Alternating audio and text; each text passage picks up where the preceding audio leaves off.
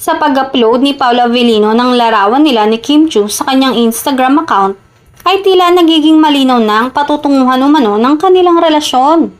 Ito ang pinag-uusapan ngayon ng kanilang mga tagahanga at taga-suporta, na matagal nang umaasang mapupunta sa mas malalim na relasyon ang kanilang mga idolo. Marami ang natutuwa at nagpahayag ng kanilang kasiyahan sa social media dahil sa tila pagpapatunay na ito ni Paolo na wala nang dapat itago.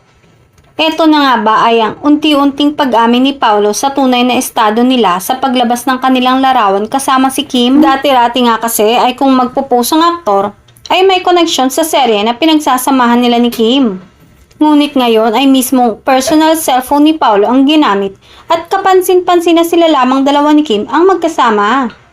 Sabi naman ng mga nakapanood abroad na kapag tinutukso na sila ay parehong may spark ang mga mata kapag napag-usapan sila pero walang sinasabi kung sila na o hindi pa.